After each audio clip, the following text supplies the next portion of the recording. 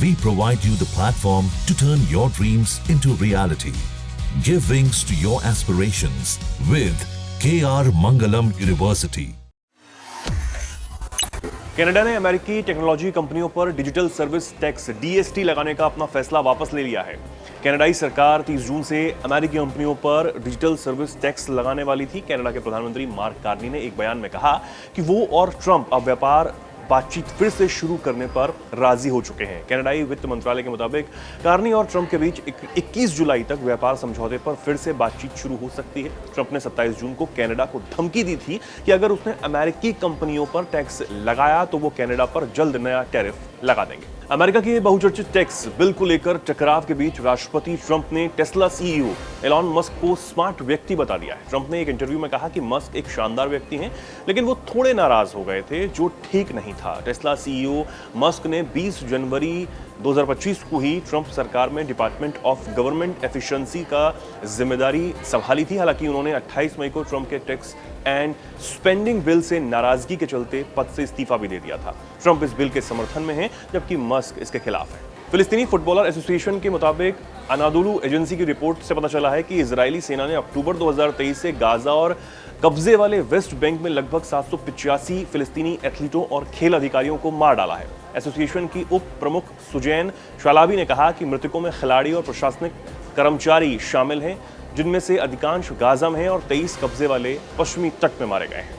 Oman की खाड़ी में एक ऑयल टैंकर MTYI चेंग 6 में आग लग गई। इस पर भारतीय मूल के 14 क्रू मेंबर सवार थे। इन्होंने भारतीय नौसेना से मदद मांगी, जिसके बाद नौसेना का स्टील्थ फ्रिगेट INS तबर रेस्क्यू के लिए पहुंचा। 13 भारतीय नौसैनिक और ऑयल टैंकर के 5 क्रू मेंबर्स आग बुझाने में जुटे रहे, जिसके बाद लपटों पर किसी तरह काबू पा लिया गया। भारतीय नौसेना ने X प्लेटफॉर्म पर इस घटना की जानकारी देते हुए रेस्क्यू की कुछ तस्वीरें भी पोस्ट की। नौसेना ने बताया कि यह शिप भारत के कांडला से ओमान के शिनस जा रहा था। इसके इंजन रूस में भीषण आग लग गई और बिजली सप्लाई भी ठप हो गई थी। बांग्लादेश के ढाका एयरपोर्ट पर रविवार को देश की अंतरिम सरकार के एडवाइजर आसिफ महमूद साजिब भुइयां के बैग से AK-47 राइफल की मैगजीन मिली। हालांकि सुरक्षा एजेंसियों की तरफ से जांच के बाद उन्हें छोड़ दिया गया। आसिफ महमूद राजनयिक पासपोर्ट पर इस्लामिक देशों के संगठन OIC की बैठक में हिस्सा लेने के लिए मोरक्को के माराकेश जा रहे थे। ईरान के सबसे सीनियर शिया धर्मगुरु ग्रैंड अयातुल्ला नासिर मकारिम शिराजी ने अमेरिका के राष्ट्रपति ट्रंप और इजरायली प्रधानमंत्री नेतन्याहू के खिलाफ एक धार्मिक फतवा जारी कर दिया है। उन्होंने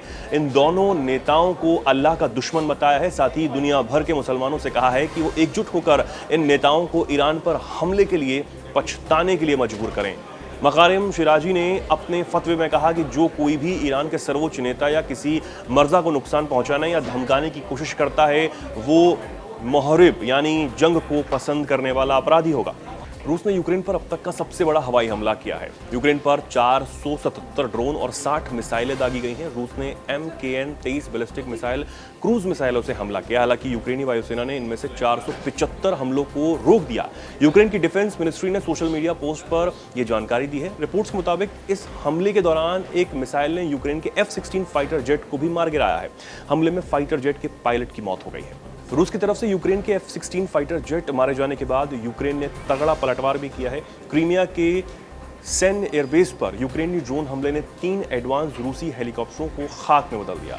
यूक्रेन की सुरक्षा सेवा के मुताबिक ये जवाबी हमला रात भर चला और इसमें Mi-8, Mi-26 और Mi-28 जैसे खतरनाक रूसी अटैक हेलीकॉप्टरों के साथ साथ एक पेंसर S-1 एयर डिफेंस सिस्टम को भी बर्बाद कर दिया गया है। दावा है कि रूस के ड्रोन स्टोरेज, हथियार डिपो और एयर डिफेंस ठिकानों को भी निशाना बनाया गया। चीन के वैज्ञानिकों ने एक ऐसा बम तैयार कर लिया है जिसके बारे में कहा गया है कि यह दुश्मन के बिजली घरों को तबाह कर सकता है। ये एक ग्रेफाइट बम है जिससे हमला करने पर टारगेट किए गए इलाके में बिजली की आपूर्ति पूरी तरह खत्म हो सकती है। चीन के सरकारी ब्रॉडकास्टर CCTV के सोशल मीडिया प्लेटफॉर्म पर इसका एक वीडियो भी शेयर किया गया है।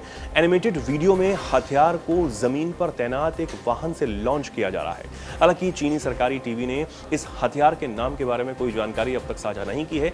चैनल के मुताबिक ये हथियार 10,000 वर्ग मीटर से ज्यादा क्षेत्र में बिजली को काटकर पूरी तरह ब्लैकआउट कर सकता है, जो दुश्मन की कमान और नियंत्रण प्रणाली को बाधित करने के लिए प्रभावी है। यूएन की international atomic energy agency IAEA ने रविवार को कहा कि ईरान कुछ महीनों में अपना न्यूक्लियर प्रोग्राम फिर से शुरू कर सकता है। IAEA डायरेक्टर राफेल ग्रॉसी ने एक न्यूज़ चैनल को दिए इंटरव्यू में कहा कि ईरान की कुछ न्यूक्लियर फैसिलिटी अभी भी बची हुई हैं। इजराइल ने 13 जून को ईरान के परमाणु और सैन्य ठिकानों पर हमले शुरू किए थे। बाद में अमेरिका ने भी B-2 बॉम्बर से हमला कर ईरान के फोर्डो, नतांज और इस्फहान न्यूक्लियर साइट्स को तबाह करने का बड़ा दावा किया था।